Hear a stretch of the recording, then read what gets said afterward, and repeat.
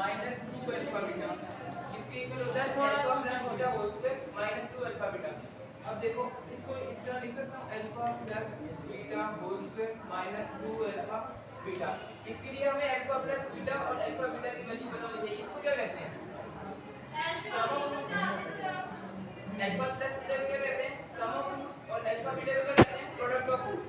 Some of roots और product of roots हम निकालेंगे इस इक्वेशन, ठीक है? इसको कह दो इक्वेशन नंबर 1। आप इधर लिखो from equation 1 alpha plus beta is equal to minus B over A.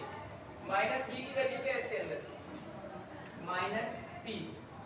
B की वैल्यू थी पी माइनस 7, फॉर्मूले का अटैच हुआ। ए की वैल्यू है 1, तो 1 नीचे लिखने की जरूरत नहीं है।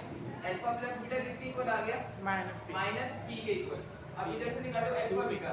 Alpha beta is equal to C over A. C की वैल्यू क्या है? क्यू। बी की वैल्यू, ए की वैल्यू लिखने की जरूरत नहीं है। तो इसकी वैल्यू क्यू है जी, इसकी वैल्यू क्यू है जी क्यू है। अब इन दोनों की वैल्यूज को इसके अंदर पुट कर दो। इस इक्वेशन नंबर 2 के अंदर इन दोनों वैल्यूज को अल्फा प्लस बीटा, ये हमारे पास फार्मूला होता है ना alpha square plus beta square is equal to alpha plus beta whole square minus 2 alpha beta. अब अल्फा प्लस बीटा की वैल्यू क्या होगी?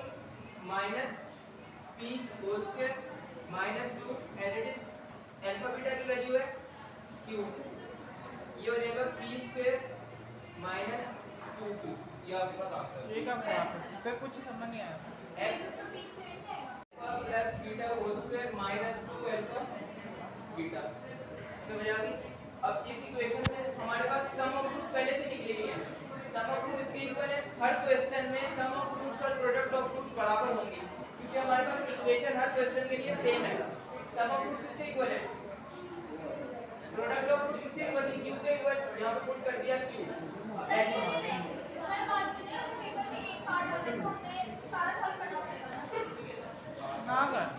क्या है ना अगर बातों का एक इक्वेशन होती है और दो पार्ट नहीं होते हैं। एक इमेजिन कर लो ये दिया हुआ है और एक इमेजिन कर लो ये दिया हुआ है।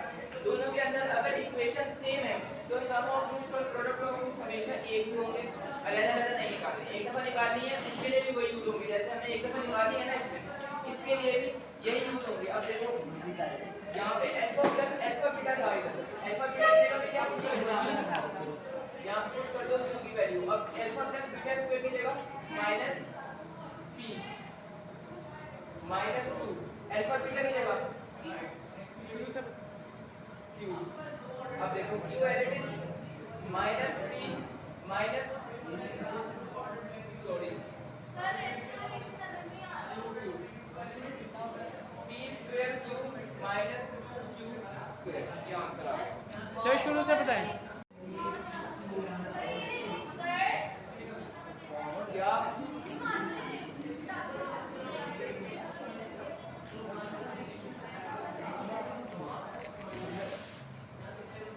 समझा अगर तो बात को ना निकला ना तो रात को भी कहते हैं इस पानी दुनिया में ना कोई तेरा ना कोई मेरा।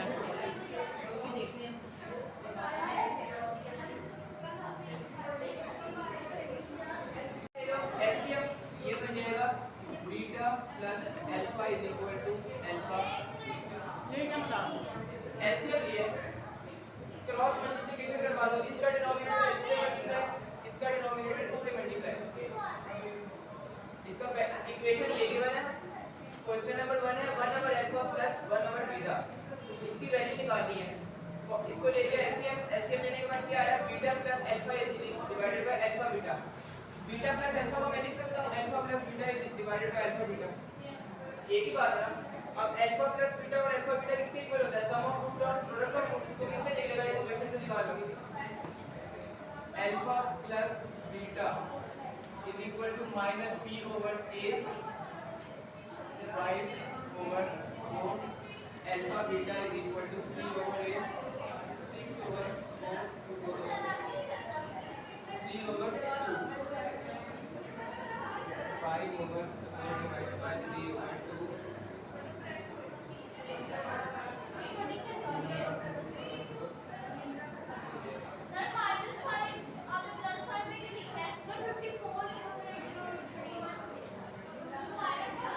फिर ये क्या बता यहाँ पे क्या है 5/4, यहाँ पे क्या है 3/4 माइनस मल्टीप्लाई बाय माइनस। बच्चों वाले सवाल मुश्किल है ना 5/4 इसको मैंने इस तरह लिखा था डिवाइडेड बाय 3/2। जब कोई वैल्यू डबल डिनोमिनेटर में होती है तो वो ऊपर जाके क्या हो जाती है मल्टीप्लाई।